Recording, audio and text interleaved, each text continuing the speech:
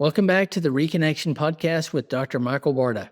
This is the final episode in our three-part series on helping a relationship heal after betrayal.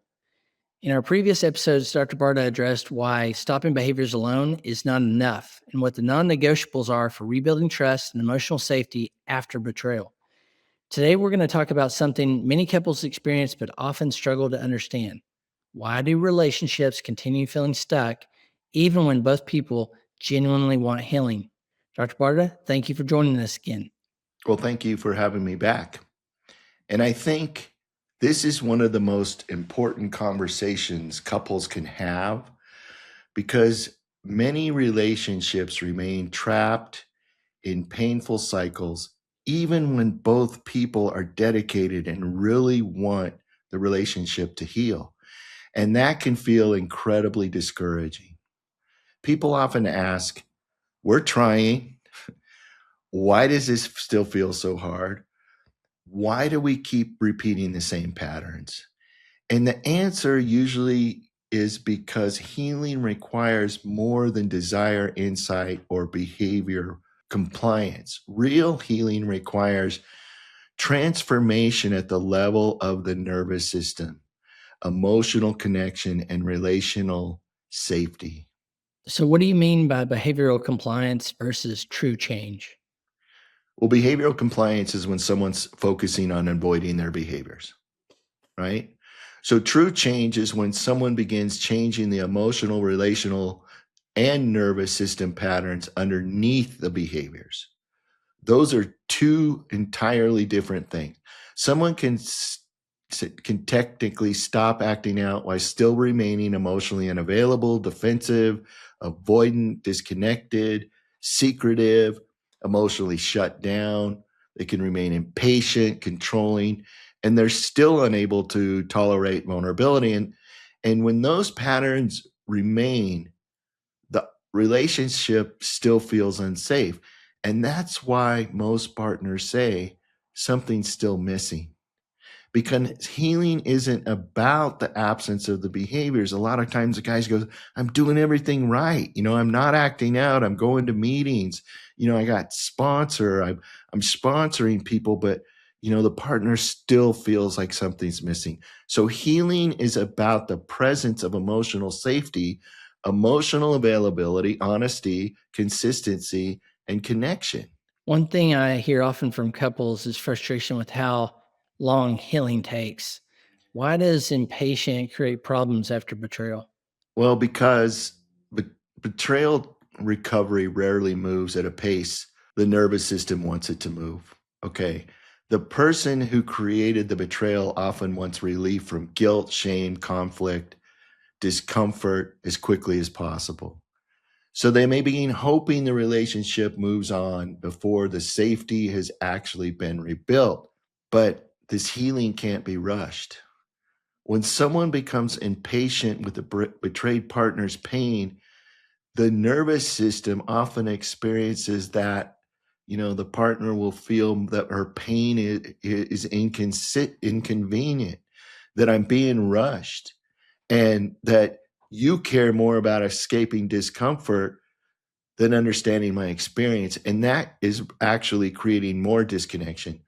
Healing requires learning how to stay emotionally present with discomfort instead of trying to escape it.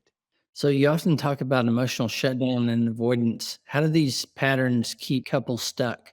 Many times, many of the people that betray others learned long ago that emotions weren't safe.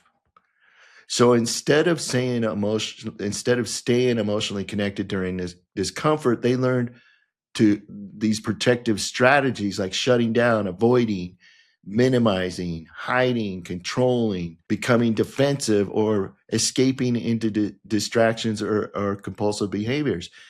And these strategies may have one time helped them survive emotionally, but in adult relationship, they're sabotaging the intimacy and connection. And that's where intimacy disorder becomes important, incredibly important to understand. Intimacy disorder is not simply about sexual behaviors. It's about the inability to feel safe being fully seen, known, vulnerable, and emotionally connected with another person. And this is particularly hard when that other person is our primary attachment figure.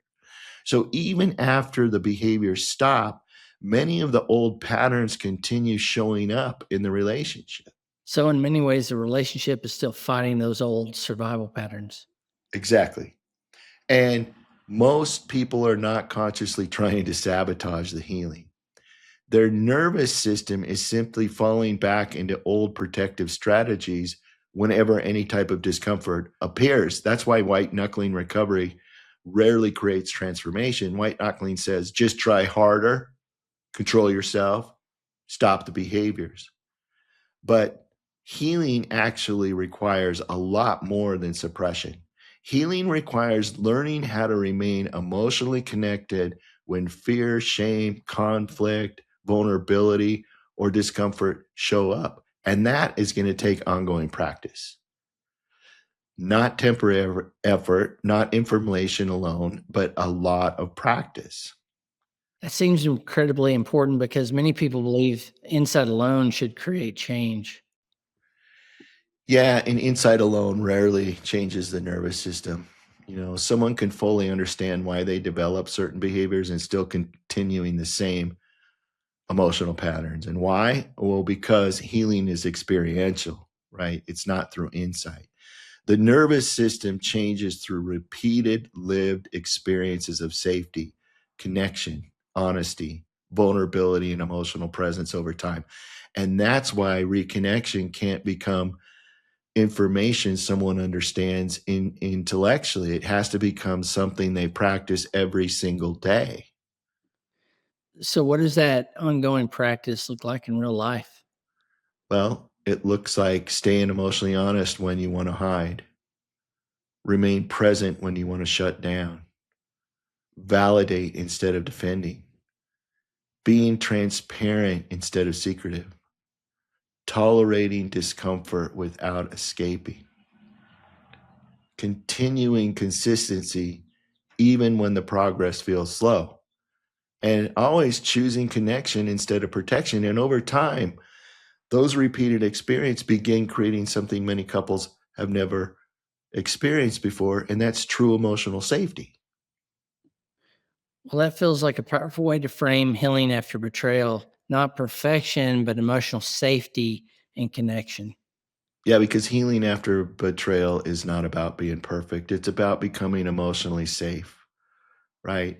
It's about being emotionally available and consistently connecting in ways that were not possible before.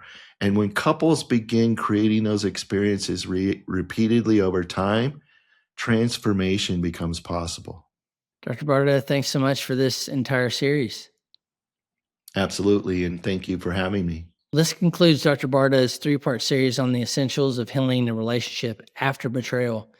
We hope these conversations have provided greater understanding and hope and direction for those navigating the difficulty journey of rebuilding trust and connection.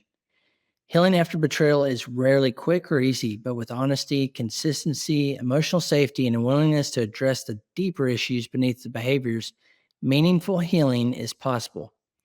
If today's conversation resonated with you and you'd like to learn more about Dr. Barta, you can find more information about his monthly Reconnection intensives at drmichaelbarta.com. Thanks for joining us, and we'll see you next time on the Reconnection podcast.